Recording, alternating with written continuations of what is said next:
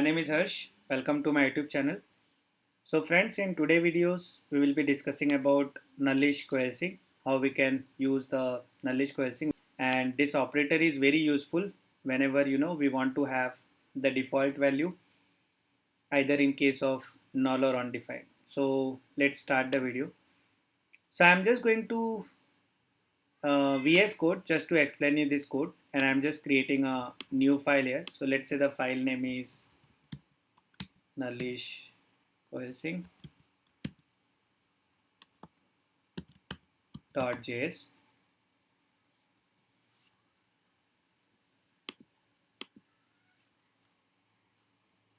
Alright, so I'm just using the comment section. Also team, I'm just using the GitHub Copilot just to write the code, so we can just save the time and we can also see how we can use the AI.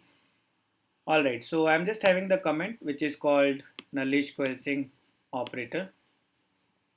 And you know what it does basically, this question mark, this is basically the operator is. So whenever we are using this operator, what we are doing is, it is basically used to provide a default value only when a variable is null or undefined. So whenever the variable is null or undefined, I'm just doing the word wrap so we can see all this here, and the variable is null or undefined. So nullish coalescing is basically the operator which is used to provide a default value only when the variable is either null or undefined. So let's understand the same with the help of example. So let's say I'm saying I have a variable called user input, and let's say the user input is null, and also I have another variable, let's say default value, which is having the default value, and then I'm just checking the result which is having user input. I'm just using the null coalescing here and then the default value. So you know what, we have the user input which is null, and then we have another variable which is having some values, and then I just want to see the console.log.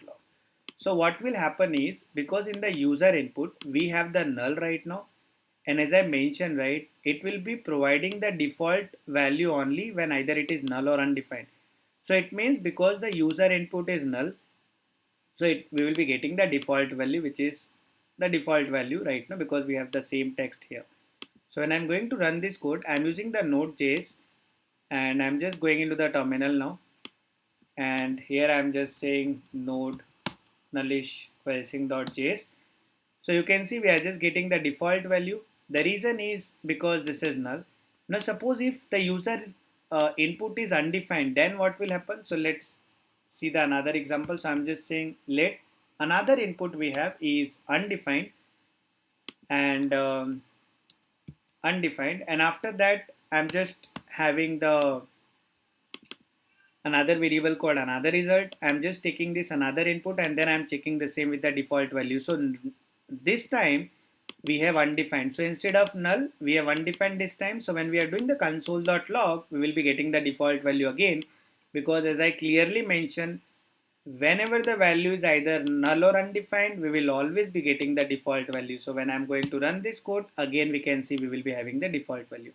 Now what happens when the variable is neither null nor undefined? In that case, we will be getting that value only. So let's see one another last example. So let's say I am saying I have a variable called valid input, user input, and I'm just using the nullish coalescing operator, checking with the default value. So this time, because it is neither null nor undefined, so we'll be getting the same valid input. So when I'm going to run this code, you can see we are just getting the user input.